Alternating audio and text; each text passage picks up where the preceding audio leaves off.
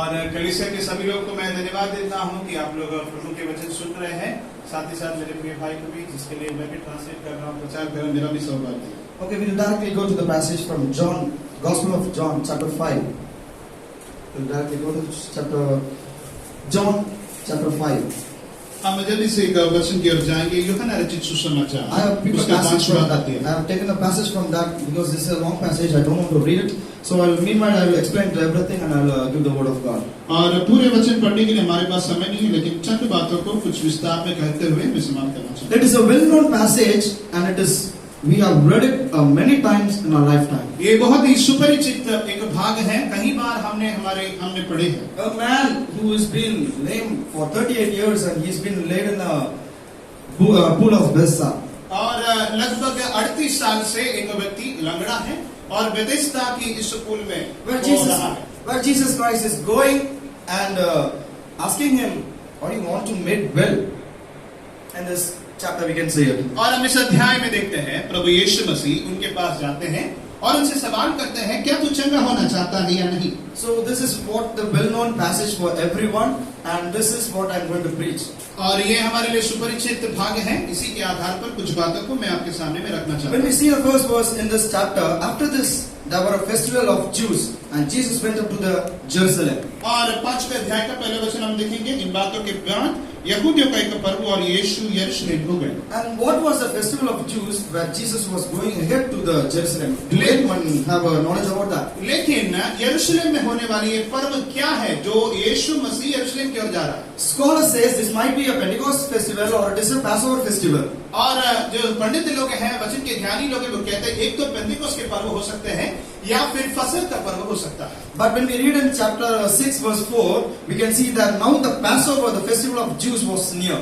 और लेकिन हम 6वें अध्याय में अगर हम पढ़ेंगे यूहन्ना रचित सुसमाचार, And तब हम देखते हैं फसह का पर्व नजदीक था। And when we compare both the festivals from 5th chapter and the 6th chapter, we can see there is a time gap between the 6th chapter and the 5th chapter. अगर ऐसा हम देखे जाएंगे तो 5 और 6 अध्याय के बीच में काफी लंबा समय का एक गैप हम देखते The हैं। researchers and the scholars says this is a Passover festival only. और खोज करने वाले वचन के ज्ञानी लोग कहते हैं ये जो पर्व के बारे में बताइए, ये फसह के पर्व है। When we see the time period of this passage, it was well known that this is before the Passover festival. लेकिन समय की श्रेणी के आधार पर अगर हम देखेंगे, ये जो पर्व के बारे में यहाँ बताया है, ये फसह के पर्व के पहले होने वाली एक बात है। And this festival was not well known for the Jews, but they simply just they follow the festival which is followed for the Jews custom. लेकिन ये यहूदी लोगों के लिए बहुत ही महत्वपूर्ण जैसा एक पर्व नहीं है, लेकिन फिर भी रिवाज के अनुसार वे लोग मनाते We हैं। all know about the festival of Purim, I guess. और शायद आप लोग ने पुरीम इस प्रकार के एक पर्व के बारे में पवित्र शास्त्र से कभी पढ़ा हो। And this Purim and this passage has a correlation between the festivals. और पुरीम कर ये पर्व और इस हमने जो पढ़े हुए भाग के साथ काफी रिश्ता है। Festival Purim is a commemoration of the deliverance from the Haman, where when we can read it in the Esther book. और पुरीम इस उत्सव का मतलब यह है, एस्तर के पुस्तक में हम हमान से परमेश्वर ने जो लोगों को यहूदियों को बचाया, उस चीज को याद करते हुए आनंद मनाने वाला पर्व है पुरीम पर्व। And this is the understanding of the festival of Purim, and that is also another meaning for that. और इतना ही नहीं, और एक मतलब इस पुरीम इस उत्सव या पर्व के लिए भी है। When we check it out on the Google or search it and surf it in the net, we can find out the meaning for a Purim. There is a meaning for that we need to. That is the day where the Jews go and send help to the poor people or for the sick people. और Google में जाकर अगर आप एक बार check करेंगे कि पुरीम इस पर्व का मतलब क्या है, तो आपको अब समझ में आएगा। यहूदी लोग जो गरीब लोग हैं उनके पास जाकर उनके लिए मदद करने वाला एक दिन भी है। Okay, we'll keep this festival Purim. Now we will consider this as a Purim festival. Now we will come to the second verse, and where we can see there is a pool called in Hebrew Bethesda. और इस पुरीम पर्व के बारे में शायद आपको अभी समझ में आया होगा। हम सीधा दूसरे वचन की ओर जाएंगे, बेथेस्दा कुंड के बारे में। And what will be the meaning of the Bethesda is the house of mercy or the house of love or the house of grace or kindness. और बेथेस्दा ये जो शब्द का मतलब है जो करुणा की भवन, इस प्रकार अलग अलग अर्थ आप देख सकते हैं। Now consider and compare the first verse which I said, the festival of Purim, and the Bethesda pool meaning. अगर बेथेस्दा का मतलब ये है तो इसी के साथ मैंने जो पहले वचन के बारे में पुरीम ये पर्व के बारे में कहा उसको आप एक साथ पढ़ने की प्रयास भी करिए. And when we compare this, we can understand there is something meaning behind, which is hidden behind this verse, both the Bethsaida as well as the festival of Purim. और इसका मतलब है बेथेस्दा ये कुंड और साथ ही साथ पुरीम ये पर्व के बीच में कुछ ना कुछ तो रिश्ता आप देख सकते हैं. And we can see now in Jerusalem by the sheep gate, and there is a gate over there in the Jerusalem. There is a sheep gate for the porticos for to enter the sheep will be entering into the Jerusalem. अगर आपको पता है यरूशलेम मंदिर में एक फाटक है, उसके लिए कहा जाता है भेड़ के फाटक, जहाँ से भेड़ जो चले जाते हैं उसके बलि चढ़ाने के लिए. And there is a lot of gates to get into the Jerusalem temple or Jerusalem city. यरूशलेम मंदिर में या यरूशलेम शहर में प्रवेश करने के लिए काफी अलग-अलग दरवाजा आप देख सकते हैं. But Jesus did not pick up the other gates, but Jesus picked up this way to go enter into the Jerusalem. लेकिन यीशु मसीह ने भी कोई भी दरवाजा इस्तेमाल ना करते हुए सिर्फ ये भेड़ के फाटक से प्रवेश क्यों किया यरूशलेम The की ओर? Jews are understanding these people, the lame, sick people, should be in the Bethesda pool, and we will not go and meet them. They need to be purified and they need to be get healed. Then only they have to get into the Jerusalem. यहूदी लोगों के अनुसार ये जो कुंड के अंदर पड़े हुए लोग हैं, ये लोग अशुद्ध लोग हैं, ये लोग पाप भरे हुए, इनके अंग में है बहुत सारे तकलीफ है. ये लोग वहां से चंगाई पाकर बाहर आ जाएंगे तो ही हम उनके पर करुणा दिखाएंगे. इस प्रकार यहूदी लोग सोचते हैं. These Pharisees and Sadducees, they forgot about all the festivals of Purim. They forgot the laws which is given by the Moses. We need to help the other people. We need to help the sick people and the lame people. और फरीसी सदुकी वचन के बेहद ज्यादा ज्ञानी हैं, लेकिन वे लोग अपने कर्म के बारे में भूल गए. मूसा के नियम के अनुसार कि जो गरीब हैं, जो तकलीफ में पड़े हैं, उनका मदद करना ये परमेश्वर की आज्ञा है, वे लोग भूल गए. But Jesus never forget the people who sick or lame or the poor. लेकिन प्रभु यीशु मसीह कोई भी अगर रोगी है, कोई तकलीफ में है, प्रभु यीशु मसीह कभी भी उनको नहीं भूलता है. मेरे I भाई, wanted to ask you a question: are we the Pharisees or Sadducees or the children of God? मैं एक सवाल में आपके सामने रखता हूँ इस वचन के आधार पर. हम फरीसी हैं, सदुकी हैं, या सच्ची में प्रभु के संतान हैं? We have learned lot of laws and word of God and words which is given in this verses in this Bible. But are we following these verses or are we following according to our heart? Bible या पवित्र शास्त्र के बारे में काफी वचन हमने सीखा है, समझा है, लेकिन क्या हम इसके अनुसार चल रहे हैं या हमारे दिल के मनमानी के अनुसार हम अपने जीवन बिता रहे हैं? There are people who needs us, and are we ready to go and serve for them? Are we ready to go and help for them? मेरे प्रिय, काफी लोगों को हमारी चाहत है, क्या हम उनके पास जा सकते हैं? हमारे पास समय है कि उनके पास हम पहुंचे. And this passage very clearly demonstrates that Jesus is demonstrating through his life we are not bound with the laws, but beyond that we need to help and we have to go for the people. यीशु मसीह लेकिन इस भाग्य के अनुसार बताते हैं, नियम कायदों के अनुसार उसके अंदर बंधे नहीं, लेकिन उसके आर पार जाकर हम जो लोगों को जरूरत है उनकी मदद करना हमारा फर्ज है. Okay, and there is a verse that there is a 5 porticos also. There is a phrase that word 5 porticos for the Bethsaida. और आप उस वचन के आधार पर देख सकते हैं, वहाँ 5 ओसारे हैं कर दूसरे वचन में आप देख सकते हैं. Just think about that. If you have a room like this, how many people can accommodate? There was a 5 porticos. When the Roman government or the Jerusalem people or the Israelites they built it very big for the people of lame people or sick. और लेकिन जो रोमी साम्राज्य के लोग हैं, यहूदी लोग भी संग मिलकर जिस प्रकार जो लोग तकलीफ में है, रोगी है, उनके लिए थोड़ा बड़ा जैसा कमरा वो लोग बनाकर अलग अलग रीति में रखते थे. During the excavation time, the researchers has calculated it might be of 13 meters depth of that pool.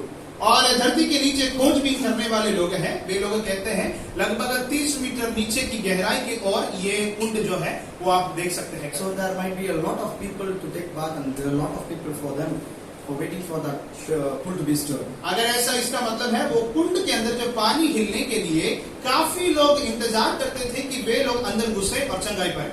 And the fifth verse we can see there was a man who's been waiting for that for 38 years for the healing. लेकिन हम आगे की ओर बढ़ते हैं. 38 साल का एक व्यक्ति लंगड़ा, वो चंगाई पाने के लिए वो इंतजार कर रहा है.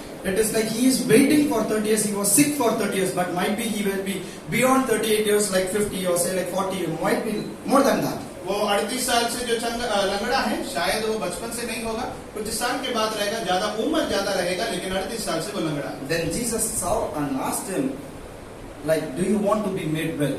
लेकिन यीशु मसीह ने एक सवाल उस व्यक्ति से किया, क्या तू चाहता है तू चंगा हो जाए?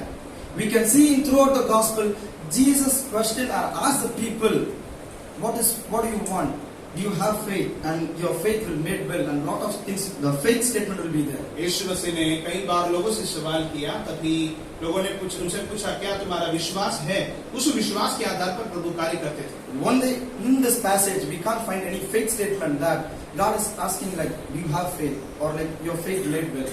और इस भाग में हम नहीं देखते कि यीशु मसीह कहता है तेरा विश्वास तुझे चंगा करता है। But God understands his faith. Through the verse we can see like God said him stand up and take your mat and walk. लेकिन प्रभु यीशु मसीह ने उनसे कहा कि तुम तेरे चटाई को उठाकर चलो और फिरो। He said immediately stand up, take your mat and walk. और हम देखते हैं उठ, खड़ा हो, खाट उठाकर चल फिर, ऐसा यीशु मसीह ने कहा। When I say to some people, a small child, get up. If I say, they look at me, this person is telling me to wake up. अगर एक मैं छोटे बच्चे को कहता हूँ उठो, तो वो पहला मुझे देखेगा कौन है ये व्यक्ति जो मुझे कहता है कि उठने को, खड़े होने के लिए। Before that, when you see in the 7th verse, sir, I have no one to put me into the pool when the water stirred up. When I'm making my way, someone else stepped down ahead of me. उसके पहले के 7वां वचन देखें, वो यीशु मसीह से कहता है कि पानी हिलाई जाता है तो मुझे कुंड में उतारने के लिए कोई नहीं है, मुझे पहुंचते पहुंचते दूसरा मुझसे पहले उतर पड़ता है। He's been waiting for 38 years long to someone to pick him up or to help him up to put it in the pool. वो 38 साल से इंतजार चंगाई के लिए नहीं, कोई उसको उतारने के लिए, इस पानी में लेकर जाने के लिए वो चाहता है। I was wonder for like this man, if he would have rolled for at least of 38 years, he would have get into the pool by himself. अगर वो घूमते घूमते अगर जा जाता था, शायद वो पहले इतना 38 साल इंतजार करने की कोई जरूरत नहीं थी। Never tried a single time to roll up and he didn't make himself to get into it. लेकिन खुद से कोई भी मेहनत ना किया कि वो जाकर चंगाई पाए, वो किसी और पर आश्रित था। He is claiming that no one is helping me in my life to come friend or to come up. वो कहता है कि मेरे को मेरे जिंदगी में आगे बढ़ने के लिए कोई भी मुझे मदद नहीं कर रहा। This is what the normal and general understanding of this passage. ये है प्रभु यीशु वचन के जो भाग के जो संदेश है। And this passage I have taken in a different sense, like he has a faith that God alone can heal me. So if I get into this water, God, which angel comes and stirs this up, I can be get healed through this water. और लेकिन उसके अंदर एक विश्वास है कि ये पानी अगर स्वर्गदूत हिलाते हैं तो उस पर मैं अगर प्रवेश करूंगा निश्चय परमेश्वर मुझे चंगा करेगा। No, he would have told that no one is there to help me, no one is there to feed me, no one is there to with me, to talk with me. But he said, no one is there to help me to get into that pool. लेकिन वो अगर चाहिए तो आज हो सकता था, उस पुल के अंदर जा सकता था, लेकिन सच में वो देखिए वो हमेशा यही लोगों के ऊपर आरोप लगाता है, कोई मुझे मदद करने के लिए नहीं है जो मुझे इस कुंड में उतारे। He does not understand who is this person who is coming to talk to him, like who is this person, why he is asking, he never understands. But he knows when I get into this pool, God will surely heal him. लेकिन वो नहीं जानते लोग कौन है जो उसको मदद करेगा, लेकिन उसके अंदर एक विश्वास है, दृढ़ निश्चय है, इस कुंड में अगर मैं निकलूंगा निश्चय मैं चंगाई पाऊंगा। That was a faith statement which he had in his heart and he confessed it in front of God. ये है उसके मन के अंदर की विश्वास की दृढ़ निश्चय जो प्रभु के सामने वो कबूल करता है। We were waiting for a long time in our life. We were waiting for someone to help in our life. We were waiting something blessing in our head of our life. But no one is there to help. But he had a faith in his life and he had a faith in his heart. Do we have that faith when we have gone into the troublesome situation? चंगाई पाना है तो अगर आशीष पाना है तो काफी साल पहले पा सकता था, लेकिन फिर भी दिल न हारते हुए वो वहां खड़ा है कि कोई ना कोई मुझे चंगाई देगा या कोई कभी भी कहीं ना कहीं रीति से मैं छुटकारा पा सकता है। ये विश्वास क्या हमारे मन में है क्या? ये सवाल मैं आपके सामने में रखता हूँ। He would have said a lot of things to a lot of men. Like if he stand for neighbor for at least a half an hour, we'll talk to a person, we'll get a friend to that person. But he been there for 38 years. He would have saw a lot of person. He would have shared his testimony. He would have shared his life experience to that person. But no one came and helped him. But he proclaimed to that person, to Jesus, that I can be made well if I can get into the water. That was a confession.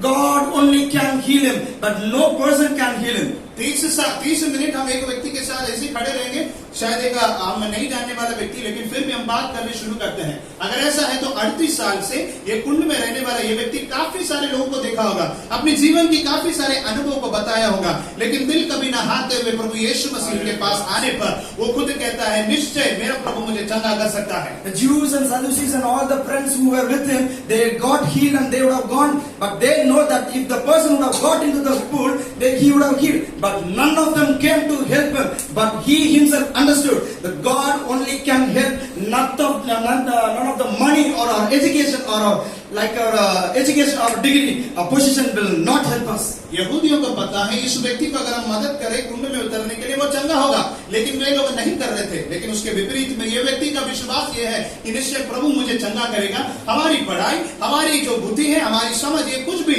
हमें चंगा या छुटकारा नहीं दे सकता है सिवाय प्रभु के।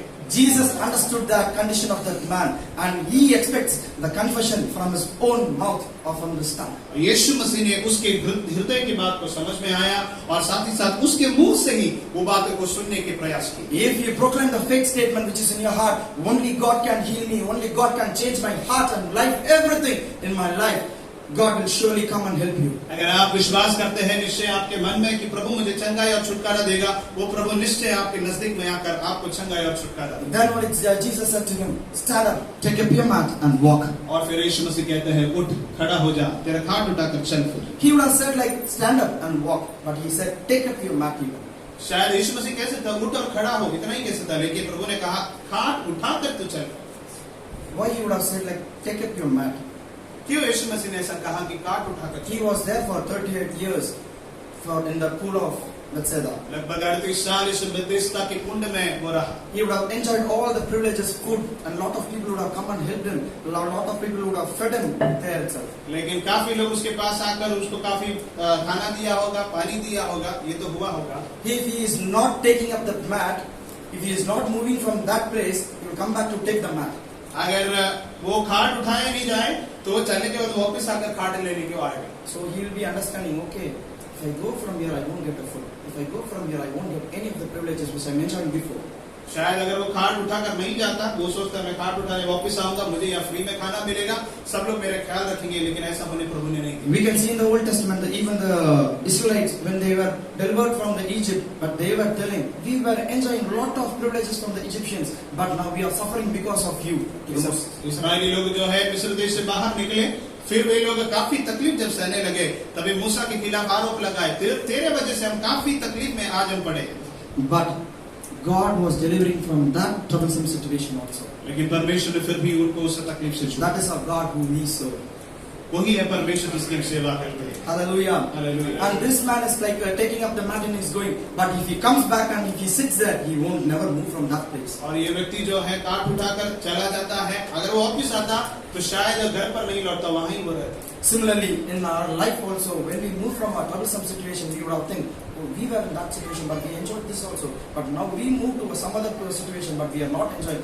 We always think about the past and we always wants to go back again to that position. हम पिछले कई बार हमारे भूतकाल में हुई काफी बातों को सोचकर हम काफी यातना सहते हैं, लेकिन प्रभु चाहते हैं भूतकाल को सोचकर तकलीफ में पड़कर उदास न रहते हुए आगे की ओर चलते हुए भविष्य काल में प्रभु ने रखे हुए आनंद की बातों को हम जिंदगी महसूस करें। Now God wants to tell you that stand up, take up your mat and walk. और प्रभु हमसे कहना चाहता है उसी प्रकार उठ, खड़ा हो जा, काट उठाकर चल फिर। Stand up, take up your mat, never look back again. Go walk, friend, because I have made you well. You will have lot of blessings which is going to open for you. उठ, काट उठाकर तू चल फिर, पीछे की ओर कभी ना देखे। प्रभु कारण काफी दरवाजे आशीष के खोल कर रखा है जो आगे की ओर आपको मिलेगा। But on one condition, Jesus was telling this. लेकिन एक शर्त यीशु मसीह ने He was expecting that you want to confess that God is the God who can deliver from me from all the things. लेकिन एक शर्त यह है कि विश्वास करना कि परमेश्वर ही काबिल है, सिवाय परमेश्वर के कोई काबिल नहीं जो इसमें से छुटकारा ना दे। You would have tried a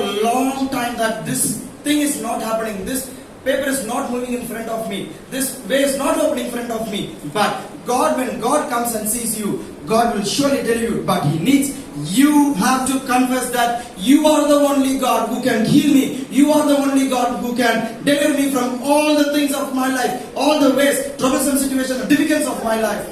और तकलीफ के हालात में हम भी प्रभु को देकर यही कहना है, परमेश्वर निश्चय कोई नहीं है मुझे बचाने के लिए आपके सिवा। Now what you have to do is stand up, take your mat and walk. अगर ऐसा है तो मेरे प्रिय हम क्या करें? उठकर खड़ा होना है, हाथ उठाना है, चलना और फिर। As soon as you stand, take your mat. Where you are standing, don't look at it. Take your mat and walk. और कहीं आजू बाजू में ना देखते हुए हमने जो खाट है उसे उठाकर चलो फिर, ये प्रभु हमसे चाहते हैं। Don't have a second thought. Can I stay here? Can I come back again? Or can I do anything else? I should do anywhere around here. Look at one thing. God has made me well. Go, friend. Look, friend. That God has opened a way for you. दूसरा कोई सोच ना रखते हुए आगे की ओर बढ़ो और विश्वास करो कि प्रभु निश्चय चंगाई और छुटकारा दिया है। The condition is you have to confess that Jesus is the only healer in this entire world. शर्त यह है कि आपको विश्वास करना है यीशु मसीह है जो हमें चंगाई और छुटकारा दे सकता है। He is the deliverer of our life. He delivered us from all the sins and the evil ways which we are practicing in our life. हमारे जिंदगी में छुटकारा देने के लिए, हमारे जिंदगी के हर एक बुरे काम से बचाने के लिए वही है, उसने किया भी। We must boast our life. I have a degree, I have an education, I have a wealth, this much and this much. There are a lot of background in my life, but none of the background or none of the education will help you to move forward. मेरे degree होंगे, मेरे साक्षरता बेहद अच्छे पढ़े लिखे होंगे, काफी अच्छे आर्थिक परिस्थिति और घर के रीति में अच्छे होंगे, लेकिन मुझे छुटकारा देने के लिए, आगे बढ़ने के लिए कुछ भी मुझे मदद नहीं कर सकता। And I am the living testimony for that because I have been gone through a lot of things, and I am a living testimony because my parents were coming from a Hindu background, but they were not having for about 12 years. They were not having a child, but after accepting Christ, they believed this is the God who is going to give a child, and they believed it, and they waited for 6 years. Then God gave the child, my brother Sam. लेकिन परमेश्वर के दास के जो पिताजी माता है वे लोग हिंदू परिवार से प्रभु को जानते हुए उद्धार पाते हुए आए। लगभग 12 साल उनको बच्चे नहीं हो गए। वे लोग उद्धार पाने के पश्चात, वे लोग प्रार्थना के 6 साल के पश्चात उनको प्रभु ने सबसे पहला एक बेटा दिया जो इनका बड़ा भाई है। You know about a barren woman when she is going in front of a society, she will be neglected and she will not be recognized in a society where she has to be in a corner or she has to be going somewhere out of that place because she is a barren. एक बांझ स्त्री अगर समाज में निकलती है तो आपको पता होगा लोग समाज के लोग किस प्रकार सोचते हैं। उनको एक कोई कोने के अनकोने में सीमित करने के लिए वे चाहते हैं। समाज के लोग नफरत करते हैं। Many times my mom cried and she would have told us, like, I have been going through this situation. That's why God has blessed you both, and you were the living testimony in our life, and you are the testimony in our life. और लेकिन कई बार मेरी माता ने कहा है कि इस प्रकार काफी तकलीफ में हम गुजरे हैं, लेकिन तुम एक जीवित अनुभव गवाही है जो हमेशा याद रखना। I don't know whether because of that blessing, now God is using them so mightily. Whoever comes for the prayer for the barren child, like they don't have any child for long years, if they pray, God is giving that blessing through them. और मैं विश्वास भी करता हूँ काफी लोग प्रार्थना करने के लिए आते हैं, काफी जिनके जिंदगी में बच्चे नहीं है हमारे घर पर आकर प्रार्थना करते हैं। निश्चय परमेश्वर की प्रार्थना से कार्य करते हैं। Remember one thing, if God is making you to go through some of the troublesome situation, God is teaching you, God is making you to mold you, and He is going to deliver, and so that you are going to be a deliverer for other people. Praise the Lord। अगर प्रभु आपको गंभीर परिस्थिति से गुजारता है, निश्चय मैं आपसे कहना चाहता हूँ ये सारी चीजें आपको अनुभव में बदल जाएगा, ताकि आप दूसरे को किसी को अपने अनुभव से कुछ बातें सिखाएं। Your experience is going to teach for other people, and you are going to be a teacher, and you are going to be a guide for many people in this world. आपके अनुभव जो है आपको एक शिक्षक बनाएगा दूसरों के सामने, और काफी लोग के लिए एक अगुआ आप इस धरती पर बन सकते हैं। You do not know what God has done in your life, but other people, when they hear your testimony, when they hear your experience, they know the God whom you serve and the God whom you worship is the true God. So please pray for me, and this God will help me. They will come and ask you. और आपके अनुभव से जब लोगों से आप बात करेंगे, वे लोग आपके पास आकर कहेंगे मेरे लिए प्रार्थना करना, और वो आपके अनुभव जो है आपको प्रार्थना करने के लिए आपके उनके बीच में सेवकाई करने पर। When you come into the presence of God, start confessing, God, you are the God who are going to deliver me from everything. Don't ever think about your difficulties, but rather think to God, God, you will deliver me. I am sure about this. I have faith in me that you will surely deliver me from all the things. कोई भी अगर अपने जिंदगी की बात हो, अगर कोई किसी भी रीति में प्रार्थना के लिए आपके समूह में आते हैं, किसी भी रीति का शंका ना करते हुए, किसी भी रीति का परमेश्वर पर शक ना करते हुए, निश्चय प्रभु के सामने दृढ़ निश्चय के साथ प्रार्थना करते रहिएगा, जरूर परमेश्वर हमें छुटकारा देगा। For sure, God is going to proclaim a statement that stand up, take your mat and walk. और परमेश्वर निश्चय हमसे कहेगा उठ, खड़ा हो, अपनी काट उठाकर चल। Never doubt about your troublesome situation. Who will help me and who will come and take me to a good position. आपके तकलीफ की परिस्थिति में कौन मुझे मदद करेगा, ये सोचकर दिल न हारते हुए आगे की ओर बढ़िए। We have seen lot of messages and lot of images that God has a good plan, but we are not ready to give up for what we have in our heart. काफी सारे प्रचार शायद हमने किए सुने होंगे, लेकिन जो परमेश्वर चाहते हैं वो नहीं रहेगा शायद हमारे हृदय के अंदर। And like we would have thought the hand which we have in our hand is enough for us, but God is going to give a bigger plan and give bigger blessing for us, because if you confess, that is a condition, if you confess to God, please heal me, and He is ready to help you and heal you. हमारे हाथ छोटे हो सकते हैं, लेकिन अगर हम प्रभु के सामने कबूल करें, निश्चय स्वर्गीय परमेश्वर हमें छुटकारा देने के लिए सामर्थ्य है। And thank you for giving us such an opportunity that God may bless you with this through this word. Thank you. इस अवसर के लिए मैं सभी को धन्यवाद देता हूँ। परमेश्वर हम सभी को आशीष करें। Amen.